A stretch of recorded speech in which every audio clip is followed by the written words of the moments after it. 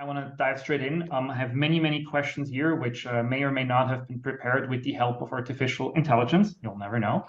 And since we're talking about AI, and since we're talking about AI in the workplace, and of course the three of us are all, I assume, currently at our respective workplaces. Sapna, you're in Singapore.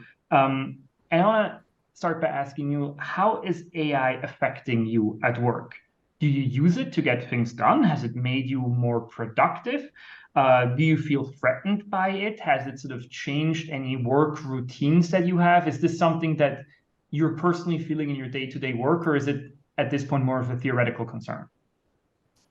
So Nico, thank you for the question, and let me thank you and the Asia Society for inviting me along, and of course to represent the Adecco Group as well. Delighted to be here with Marguerita to have this conversation. And before I answer that, I also want to add, being based here in Singapore and traveling a lot around the region, AI at work is definitely a topic that comes up from our employees, our candidates and associates, and our clients as well all the time. It's very much top of mind. So I'm also intrigued to see how this conversation today goes. For me personally, AI, I have to say I'm not a conscious user of AI, and I use that word conscious deliberately. Of course, I've dabbled with ChatGPT, like probably many people on the call today, but I wouldn't say it's anything proactive that I've used to help me with my day-to-day work. That said, I know that it's there in leaps and bounds in the background in terms of everything I do, whether I'm on my phone or whether I'm on a Teams call and suddenly the automatic translation comes up, my banking, etc. So I know it's there, but I wouldn't say that I'm a conscious user of it yet. Who knows what will happen as things are evolving so quickly as well. And speaking of things that are evolving very quickly, Marguerita, let me turn to you, because 2 years ago, you co-authored an OECD report titled "The Impact of AI on the Labor Market. What do we know so far?" ? And of course, 2 years may not seem like a long time. I think in this field, it's an eternity. It's an entire sea change, an entire revolution ago. So compared to what you knew 2 years ago when you issued this report, compared to what we all knew 2 years ago, and where we are now with AI's impact on the labor market, what has changed in those 2 years, and what are the developments that have surprised you the most? So I guess my question can be rephrased briefly, like, what do we know now that we didn't know 2 years ago on AI's impact on the labor market? As you mentioned in your introduction, it's the thing that's happened in the last 2 years has been the introduction of these text generation and image generation tools. That's really, I think, it's to some extent, these tools were obviously in development already, and I think some companies were already using their own versions. But I think what really changed was that they were made freely accessible for everyone, and that, even though there had been a lot of progress maybe happening in the background, this progress became very evident to everybody. Everybody had the chance to play around with these tools, and to actually think about, how these might change their work in the future. So, for example, I suppose similar to Sapna, I have to admit that I mostly played around with ChatGPT when it was first released, and I have not so much been using it recently, although I do have some colleagues who continue to use it just because they're really keen to keep up with all of the developments as they happen. But one of the first things that I used ChatGPT for was I said, give me 5 OECD style recommendations for the future of work. And I saw them, and I was really impressed by, I think 4 out of 5 of them. I thought, oh my God, myself or my colleagues could have written this. And I mean, why did it generate those messages? Well, maybe it had been, in fact, trained on, some of the texts that myself and my colleagues have produced in the past. So maybe it's not hugely surprising. But 4 out of 5 of those were really impressive. Maybe one of them didn't make so much sense. So I think the thing that's really changed in the last 2 years is that we've all had a chance to play around with these open access tools. And for that reason, it kind of focuses us on, you know, how work is going to change and how society is going to change in the next couple of years. Can you give us an example of one of those AI-generated recommendations in OECD style? I'd be curious to hear what it recommended. I remember the one that it didn't do very well on was it was trying to get at some aspect of social protection. I can't remember exactly.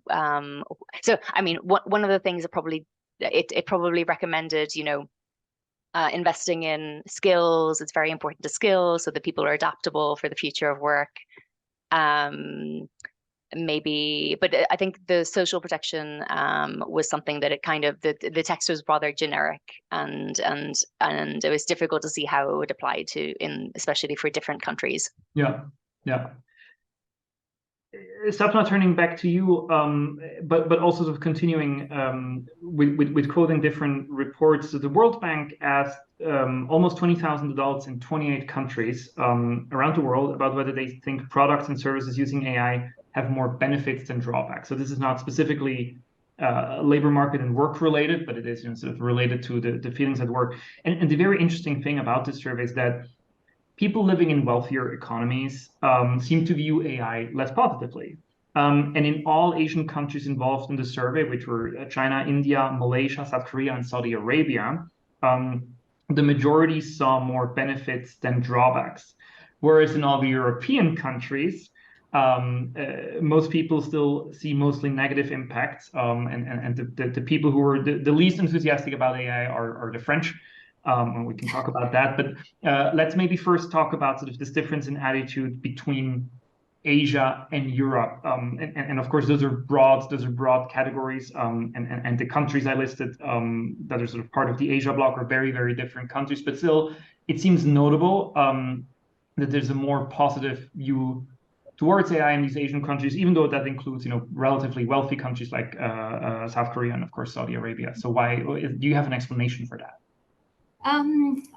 Yes, so if I understand the report correctly as well, one of the other things that it referred to was the survey showed that AI anxiety was correlated with an understanding of AI as well. And I think that this is, you know, a very interesting finding in this, that the Asian population seem to have a stronger or a deeper understanding of AI and its implications than perhaps the European respondents in the survey as well. And I was reading actually a recent Ipsos survey, which was just solely done in Singapore, and it showed similar results about this understanding as well. And I think I want to pick up on a point that Marguerita raised before, because there is a point here around accessibility as well. Of course, there is access to training and material to actually understand what AI technology is doing, but that is becoming much more accessible than perhaps technologies in the past as well.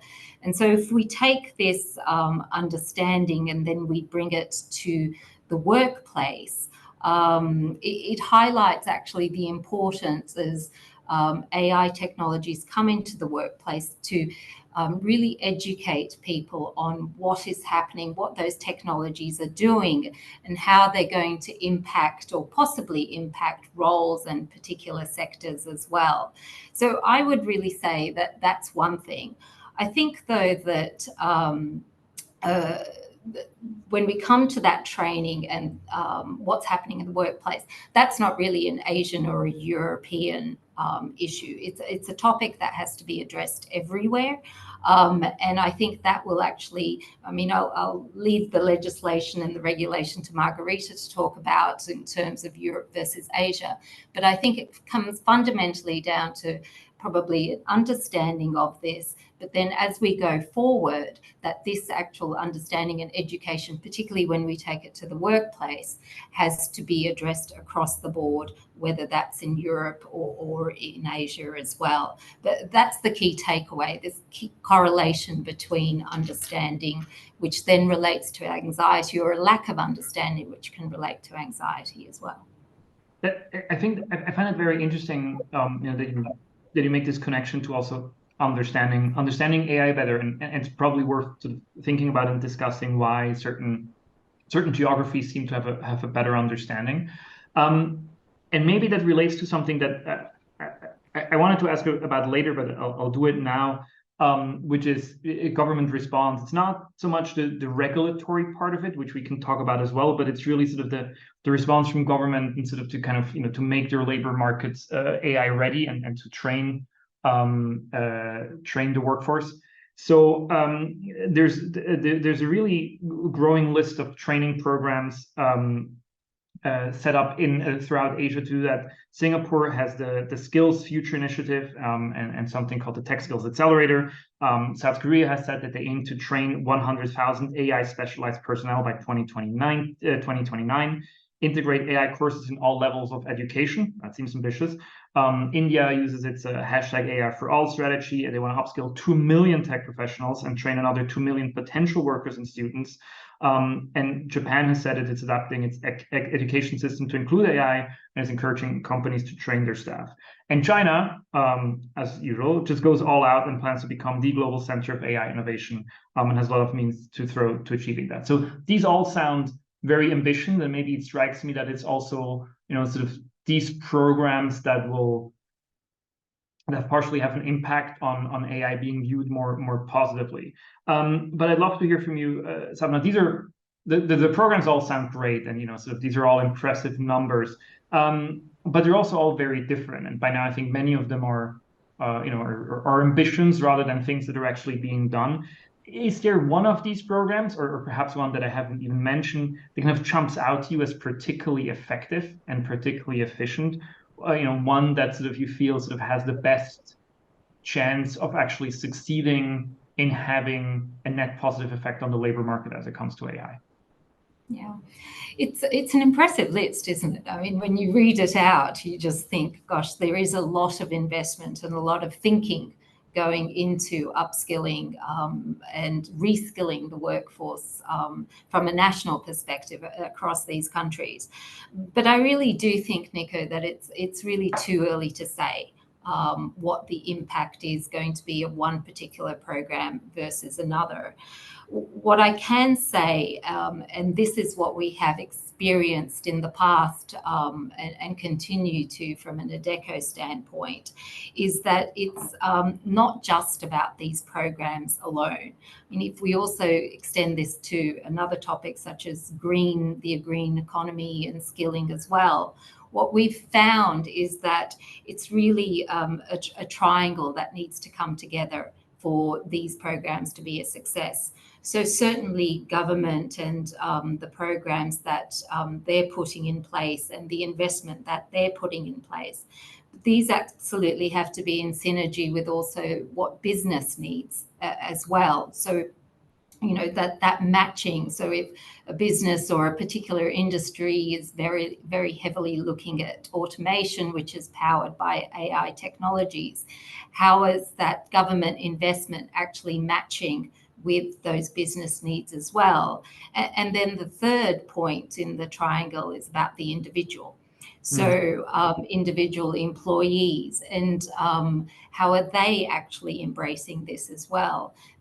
Do they understand the need, and do they have the motivation need? Does an individual have that motivation to actually ensure that they are, or not ensure, but that they are looking at their career and understanding that there will be points where they're required to upskill or learn new skills to actually continue their career journey as well. So I think it's too early, but that triangle or those three parties really need to come together, and that's when this will be successful. And of course, it's all evolving very fast as well. So it's a continuous dialogue and also continuous education as well, which I think will make these successful.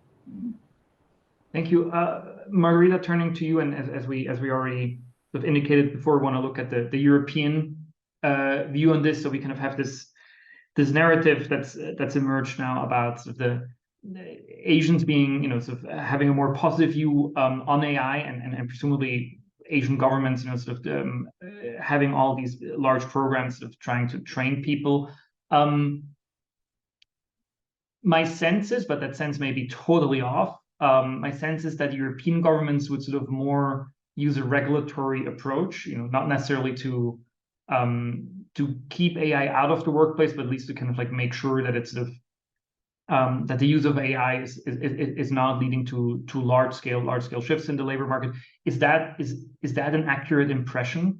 And can you maybe comment on how European governments sort of generally respond to this challenge, and if you think there's a connection to what we quoted earlier, sort of the much gloomier view of Europeans in general on the effect that AI has?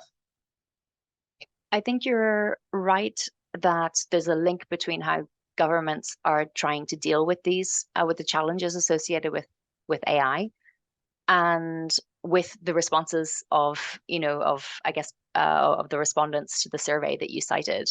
Because I do think, it's difficult, I think, to some extent, it's difficult to kind of understand the difference in perceptions. Like, there was in this World Bank survey, let's say, is it because the use of AI is genuinely better and genuinely does really improve the lives of people in Asia more so than it does for people in other countries, or is it some kind of reflection of a general more positive view in society, let's say in the media, and also reflected in government policy as well? I do think you're onto something there, although it is really difficult to kind of disentangle these different things. I would agree that I would say, yes, it is true that the EU is trying to develop regulation to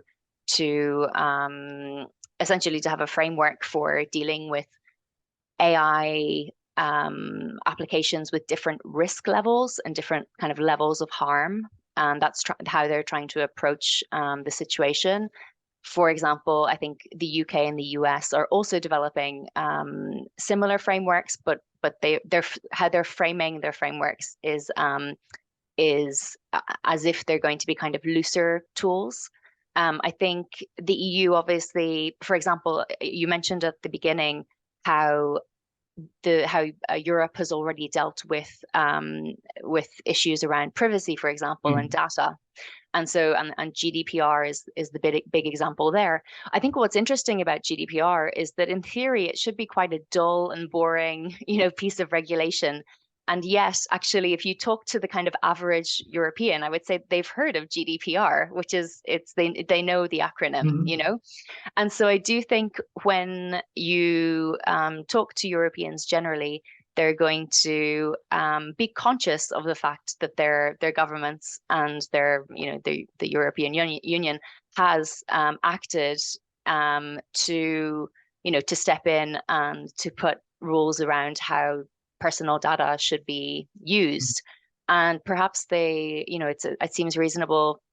I mean, the EU, I suppose, wants to take a similar approach in regulating AI. It also wants to be kind of a world leader in terms of setting standards for the AI that will be developed over the next few years. So is it reasonable to assume that these kind of attitudes are trickling down to the individuals that were surveyed in the World Bank survey? Yeah, absolutely. I think so. I do think it.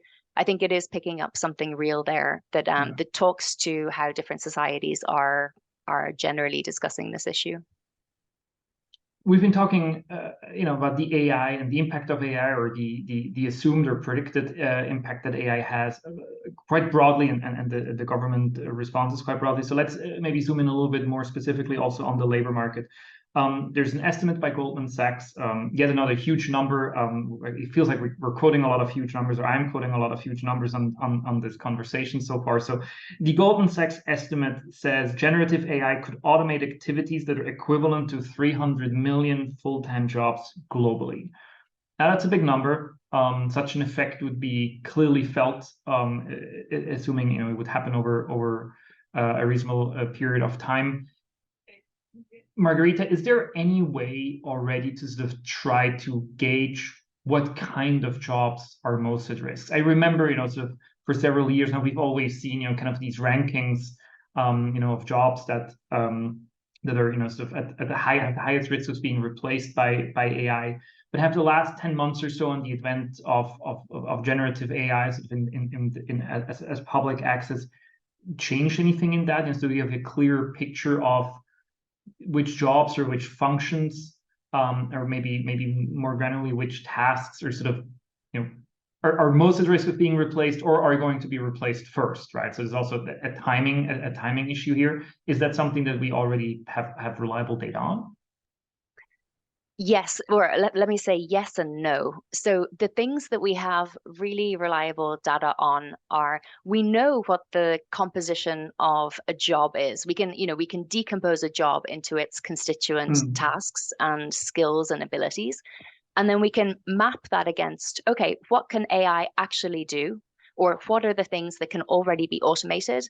And then we can essentially, for any occupation in the world, we can say, okay, 25% of this job is therefore automatable. I think that's the part that's relatively straightforward to do. And so, for example, what's interesting is that AI totally, I think, changes this assessment of what can be automated, essentially. So if we're to look broadly at all automation technologies, so not just AI, but things like software, robots, and so on, we get a totally different set of occupations which are considered, at high risk of or highly automatable, compared to the list of occupations that we would identify as being highly exposed to AI.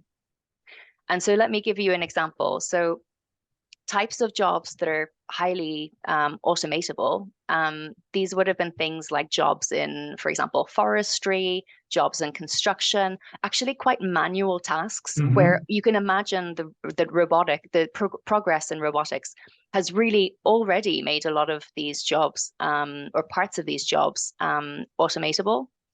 When we look at then which jobs are exposed to AI, what's interesting, it's a totally different set of occupations.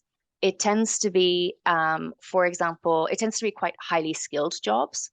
There are, for example, scientists, professionals, engineers. These are the types of jobs that are essentially that overlap with the things that AI can do. So I think one thing to note is just the simple fact that when we see AI really seeing this huge jump in progress, and when we see this huge development in AI, it actually means that it's opening up the possibility to automate a different set of occupations. And it means that highly skilled workers and highly educated workers that typically have been pretty isolated and pretty immune to the effects of automation could suddenly become exposed to the risk of automation. Then, okay, the part that we don't understand very well is how do we go from a risk, how do we go from assessing the proportion of tasks in a job that can be automated, which we understand quite well, to actually then the probability that somebody will actually lose their job, which is, the difficulty is that if you're going to predict the how many jobs are going to be lost or who's in danger of automation, it's not just a question of what can feasibly be automated. That's not really how a business makes decisions. Businesses make decisions on other things. For example, there might be maybe 25% of my job can be done by ChatGPT, but maybe there's 25% of my job or 50% that absolutely cannot. And maybe for that reason, my job is safe, for example. or maybe the technology just isn't there yet. You know, maybe a company isn't quite willing to take that jump and automate the whole job. They want to wait around and explore AI and see what can actually be done. So those are a couple of the reasons why it's actually more difficult, I think, to come up, or it requires a lot of big assumptions to come up with the type of figure that you quoted. I think that's the part that we really don't understand very well. How exactly the exposure to automation or the exposure to AI will actually translate into job loss. And when we do look at the research that has come out so far, looking at how employment levels in jobs that are highly exposed to AI have changed over the last couple of years, there hasn't been very strong evidence that employment is falling in these occupations. There isn't any strong evidence that fewer workers are needed. So could that change in the future? Possibly, but there's no really convincing evidence yet that AI is taking jobs. And it just seems worth noting, without going too deeply into that there is some evidence that, you know, in the past, kind of like the transformative power of new technologies on the labor market has been somewhat, you know, overassessed, so that usually, you know, sort of not as many jobs would have been lost due to new technology as people have feared. So it's entirely possible that happens here again. I do really like this distinction that you made between sort of that AI has kind of a little bit like changed the game, whereas before, you know, sort of the worry was for sort of manual labor, because that was sort of at risk of being automated through robotics, and now we're sort of moving up to these what we refer to as, you know, sort of highly skilled work, although we should say that a lot of those manual jobs are highly skilled as well. And one thing that's interesting to me that we can maybe explore in a separate conversation next year, there's now some indication that robotics and AI can be combined, right? So that you have sort of machines that can do both manual, like they have the dexterity and precision of a robot needed to do manual labor, as well as sort of the, I'm using air quotes here, intelligence of a generative AI system. And I'd be curious to see, although it's probably too early to make any meaningful prediction here, so on how that would change the equation.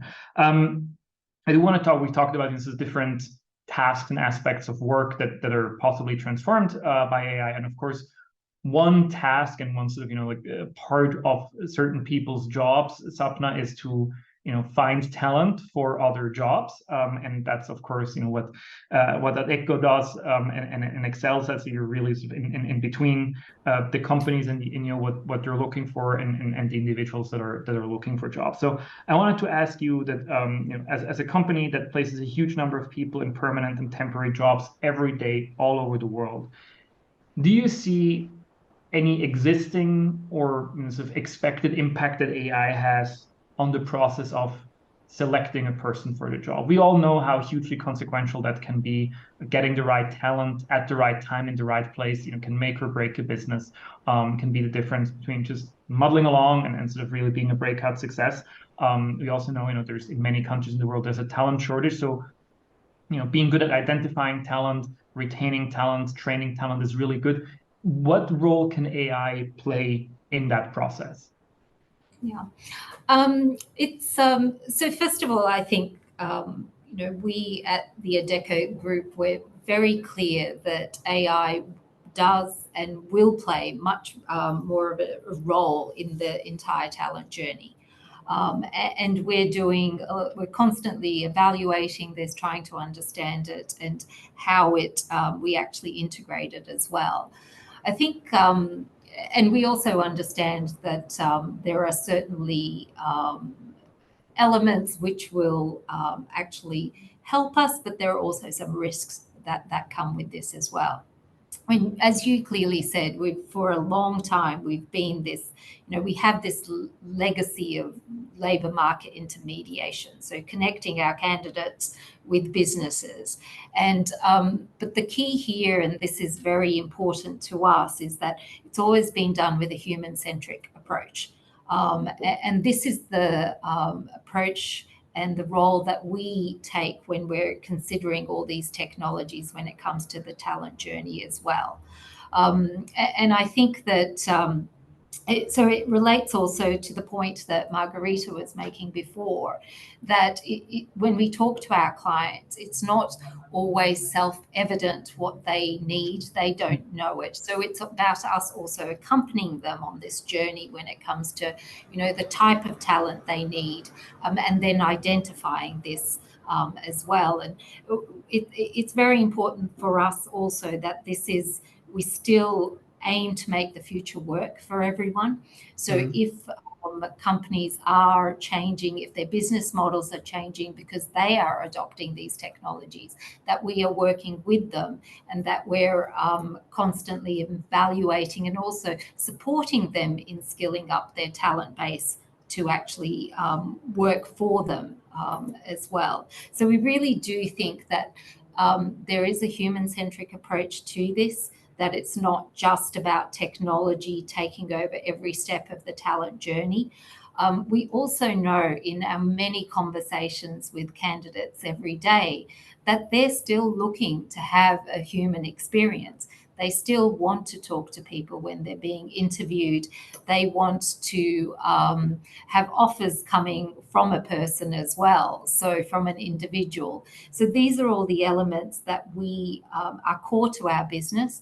And our work now is about how those technologies actually come together with that human-centric approach, whether it's for our clients or whether it's for our candidates, which is really important, and it's absolutely a high expectation as well. And I think I just want to add one other piece here as well. So I think that, again, what Marguerita said was very interesting about different jobs being now impacted by AI technologies. And if I think also of healthcare workers, and which perhaps before we thought only humans could do as well. Our role is very much to, as we did with the first wave of automation, is to actually work with our clients to actually understand what's happening in their business and then accompany them on that journey as well. So to look at that future workforce requirement and make sure that we are working again also in that triangle with the governments as well, to ensure that the right skills are being developed for us to be able to continue to play that role that we've always played in bringing together candidates with our clients as well. Let me maybe briefly follow up, Sapna, on something you said, because of course, as you pointed out, that Adecco doesn't just play this role of intermediary. You're more and more also involved as a company in topics as talent retention, training, education, and there's something here that strikes me, which is that you said that it's very, very hard at this point to know what sort of skills will be valuable in the future. We kind of would assume that probably given the rise of generative AI, it's very important now. I've read off this list before of all these initiatives from Asian countries, that we have to integrate AI in the curriculums, and everybody, so from the first grade onwards, they need to be taught how to deal with these technologies. That kind of makes sense at first glance. But then I remember that we had a somewhat similar conversation in the last 10, 20 years about the need to train people in computer programming and train people in IT development, and there was a huge thing, and huge sums of money were put into this. And now we're in a position where those skills are clearly still needed, but we're already seeing at the horizon, right, that this actually is a job that can partially be replaced by AI. So one of the things that generative AI turns out to be really, really good at is writing computer code. And I've actually tested that. I'm not a developer, but I was able to create workable code without knowing how to write the code just through AI. So that's really something that you can do. There's obviously limits on it, but so that seems to be a really tricky problem, right? So if you think about sort of not just kind of training people in sort of using the latest technology, but really long-term kind of what kind of skills are the right skills to have 20, 30 years from now, it seems that focusing somewhat narrowly on applying a specific technology or working with specific technology might not be the way to go. So is there a better approach to this? That's a very good question. I'm not sure if I actually have the answer to that. I think, though, that you referred to education earlier on, and I think we've always, or the traditional view, I won't say we've always, but the traditional view is that it's, we have to target our educational institutions to train people, schools, etc. I think I mentioned this earlier on. So we won't be able to see 20 to 30 years on. We just know that, and things are evolving so fast. So it comes back to my comment about this now has to be the upskilling and reskilling of people, and that's very much the lingo that we use. It really has to be a continuous journey. And this does involve individuals.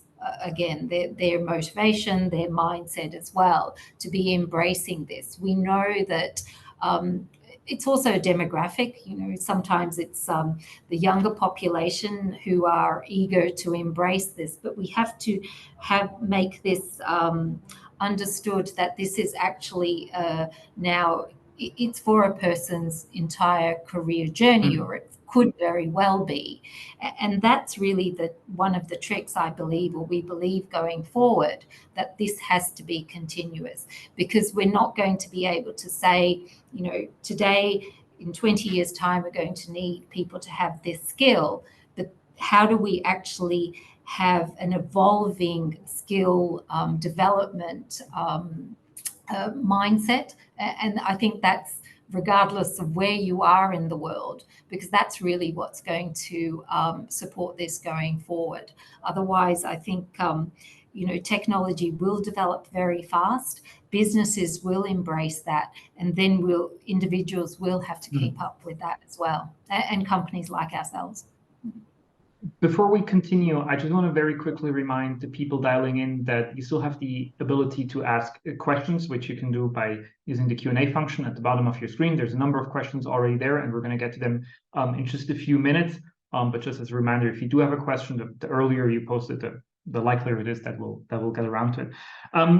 Marguerita, I want to ask you about a report that you have again co-authored with the OECD, with sort of like a practical guide for defining and classifying AI and sort of the effect that it has on the employment workplace. And I really liked how there's this neat little list in it on sort of different industries and then like use cases of AI. It includes like agriculture and fishing, which is not an industry that my mind would go to immediately when using AI, but you correctly note in the report, that there's use cases for that technology in those industries as well. And what I'd like to ask you is, you spend a lot of time in this report also kind of like trying to classify AI based on the effect that it could have on jobs and on the labor market in general.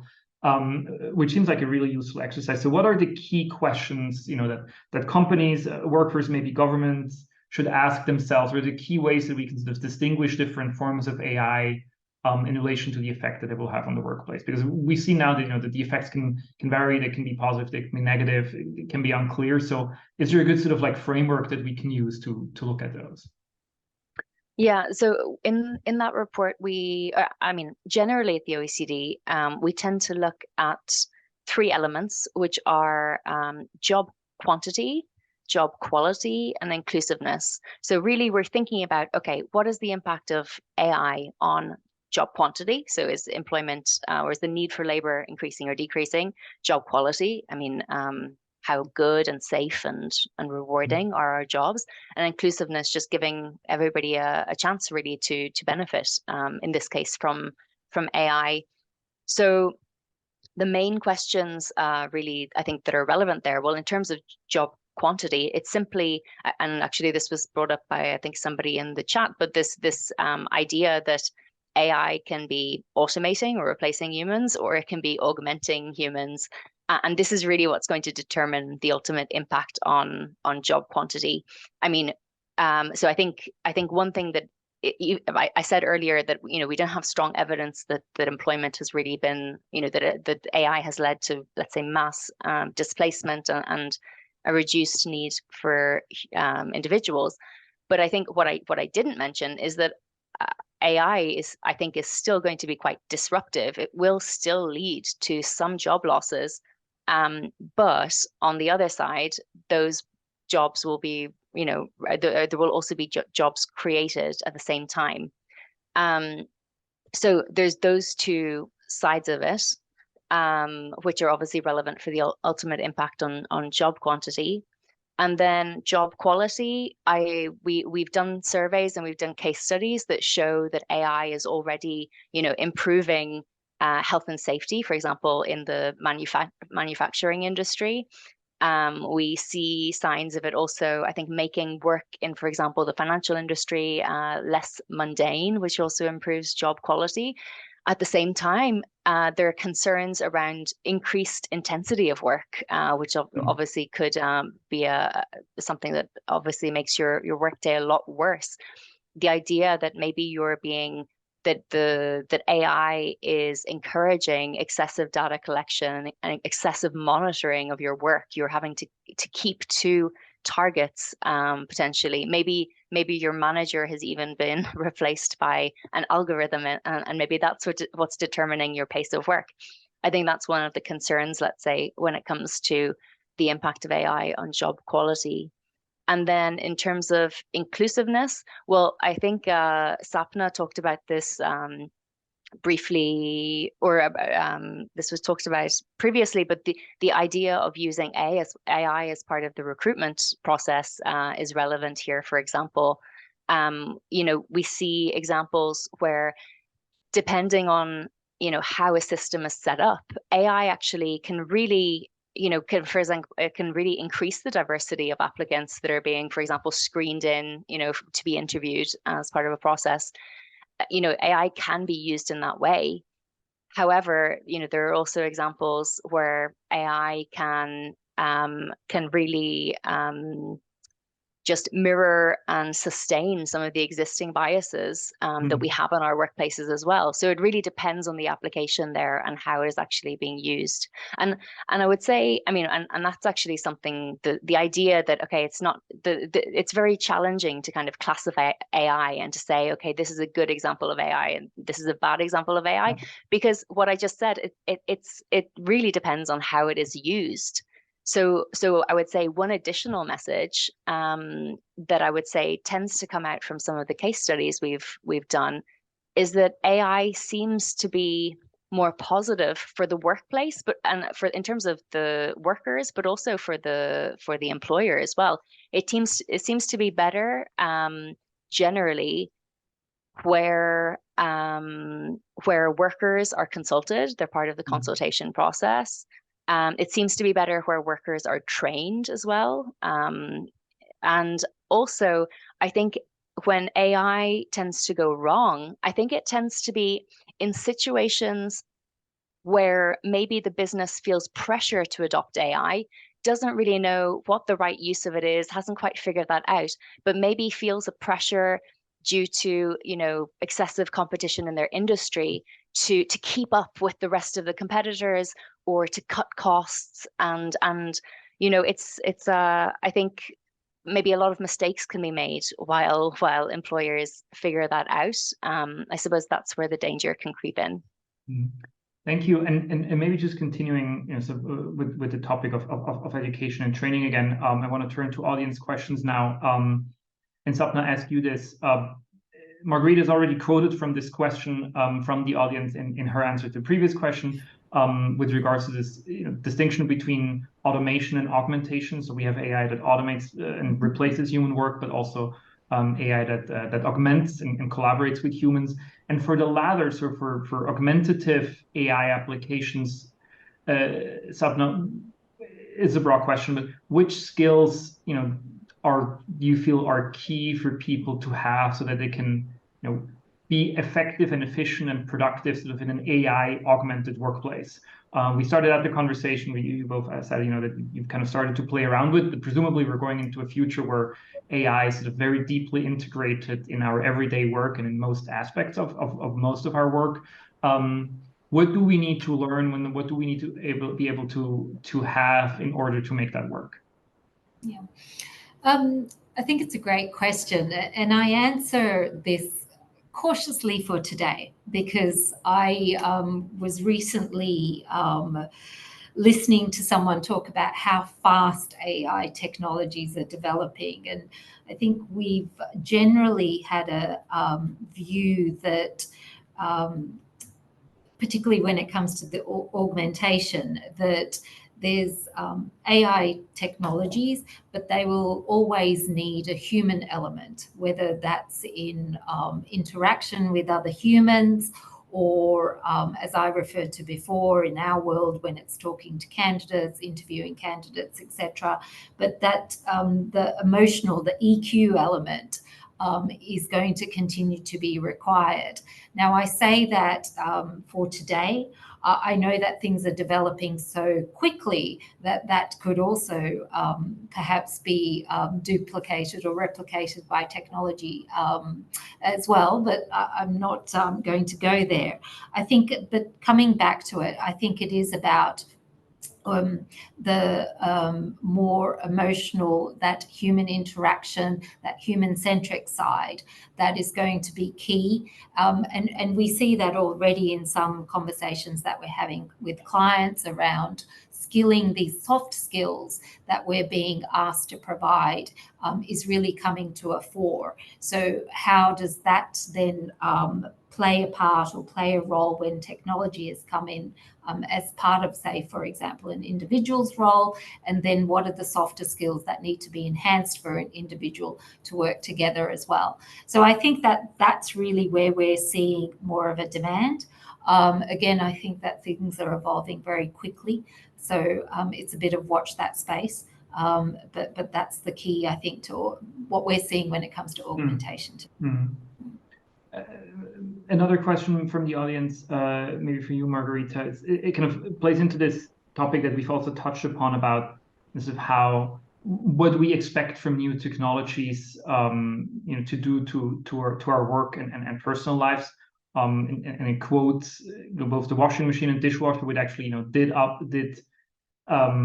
deliver on more leisure time, and contrast this with internet and email, which made us more productive but did not actually lead us to work less. It just maybe led us to work more productively, although even that's, I think, not entirely clear that's true. So the question is, how can we avoid the error of just doing more with AI? So how can, I think that goes to what you said around work and job quality, not just quantity. So how can we ensure that AI actually will lead to an improvement in job quality and not just sort of a continuation or even a decline in current job quality? Yeah, so the idea here is that AI is making you more productive, maybe in your personal life, but also in your job. And then how are you going to use, like, in theory, if you're working more productively, you should be maybe asking for a pay rise, right? I mean, assuming that you have, the power to kind of negotiate these things with your employer. That's the basic idea. And really, I think the question here is, with this increased productivity that AI will bring to us all, let's say, what choice will we make? Do we want the productivity gains reflected in our salary so that we're earning more, but we're working the same hours, for example? Or do we want to, and maybe collectively, use do we want to use this productivity to reduce our hours, to say, well, actually, I'm able to produce more in the same amount of time, so therefore, actually, I'd like to work 4 days rather than 5 out of a week. And I mean, there are currently a lot of studies happening around the world, different companies, implementing a 4-day week, for example, and seeing how it works. So seeing how it works for the business and for workers as well. So I think watch this space. I think it's really it's the question here, or the answer here, is that it just depends on what individuals and also what society chooses for itself. And of course, the examples like the washing machine and the dishwasher, well, some of the impact of these inventions were to, allow women to enter the labor force. So, so I think and in the past, I think the result of a lot of these inventions has been to direct people towards, working more in general. So we'll see if it's the same this time. I would hope not, but we will see. Maybe final audience question, Sapna, to you again. The question says that some companies, this is referring to Switzerland, but I'm assuming it's not radically different in other places. The companies are still somewhat hesitant towards AI and replacing workers with AI. I'm not sure if there's probably not too much kind of like really robust data on this already, but it seems to me also that from what one reads is that a lot of companies, while they're definitely interested in these tools, they're not rushing out to kind of completely revamp all their processes and make them AI dependent. And I'd like to hear from you.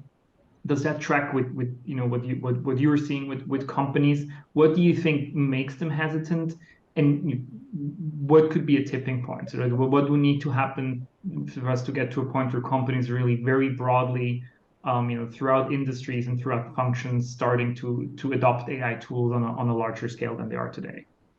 Yeah, I think it's a good question, and I think the answer is in it's not in AI alone.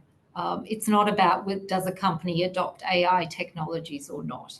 I think the answer is the broader environment that a business is operating in, and this is what we see. So whether it's in Asia or in Europe, we see obviously issues like inflation at the moment. We're seeing increasing costs when it comes to some natural resources as well. And these then prompt businesses to ask themselves how they can become more productive, more efficient, and how they continue to grow as well. And that's when businesses look around and they look internally, and they look at their processes, they look at how they're doing things, and where can then technology actually help in terms of addressing some of these needs so they can continue to flourish as well. So I don't think it's about, we don't see that businesses are saying it's as black as white as do we adopt AI technologies or not. It's actually when they're looking at their overall business and their business's success going forward, what can actually help enhance that? And it might be the answer actually lies in adopting particular AI technologies. And that's when we start seeing an introduction. It comes to automation, particularly manufacturing, but it can be other industries as well, for sure, tech. And that's where then that adoption starts to happen. And of course, then you see the ripple effect in terms of how do workers work with that technology when it starts coming into the workplace as well. So that's what we're really seeing as a trend, not that black and white. Yeah. Yes, we're going to. No, we're not. Thank you. We're almost out of time for this conversation. It's been hugely fascinating, and I told both of you before we went live that we have enough material to continue this conversation for hours, and I think we do. And I have even more questions now than I had at the beginning, which I think is a great sign. I want to end with a very broad question to both of you, not specifically AI related, but both of you have the term future of work as part of sort of your official work descriptions. Marguerita, you're part of the OECD's future of work team. Sapna, I think Adecco uses the term future of work quite extensively as well. So we have 4 minutes left. So maybe you can each very briefly name one thing that you believe will be different at work in the future, 20 years from now. So if you look at the future of work, we can look at all of the future. That would take another complete webcast. But is there one thing that you feel most certain about or most curious about that will change about the work we all do as we head into the future? I know it's a raw question. I'm going to ask it anyway. Marguerita, you want to start? Let me start with something positive. I think I really do believe that AI, for example, can improve health and safety in the workplace. And I think a lot of other technologies are making good strides in this direction as well. There are already some examples of AI improving the safety of the workplace in manufacturing, for example, when a piece of machinery can be operated remotely, that obviously takes the human out of a potentially dangerous scenario. So I think a very simple answer, but I think just an area where AI has already demonstrated its value, and I think will do in the future. Thank you very much. Sapna Sood in Singapore, how is the future of work looking? Yeah, so first of all, I was also going to raise something around kind of safeguarding individuals. And I do, and Marguerita spoke about health and safety, and I do believe that, and I do also have hope that that's the case as things go forward as well. And I also speak from personal experiences as well. I also think that people's ability or their capability will be enhanced, continue to enhance as well. And I've spoken a lot today about skills, and I think that as if we look forward, because of what we're seeing today, people themselves will develop, and there will be this enhanced ability that individuals will have as well. And then I think my greatest hope is about inclusiveness. And a belief that 20 years from now, the workplace will be even more inclusive than it is today as well. Thank you very much, Sapna Sood of the Adecco Group in Singapore, Marguerita Lane of the OECD in Paris, for joining us today and for all your insights. This was a fascinating conversation, definitely one that we want to continue, and I think one that, if we had it a year from now, it would already look very, very different, and we're gonna try to do that. Thank you everybody for dialing in and for all your questions. I hope this was insightful. We'd love, of course, to hear your feedback. Please be also sure to check out our website, asiasociety.org/Switzerland, for information on all of our upcoming events, and to sign up for our newsletter, so you will always be up to date on what we are working on. For now, thank you very much for joining, and enjoy the rest of your day. Goodbye.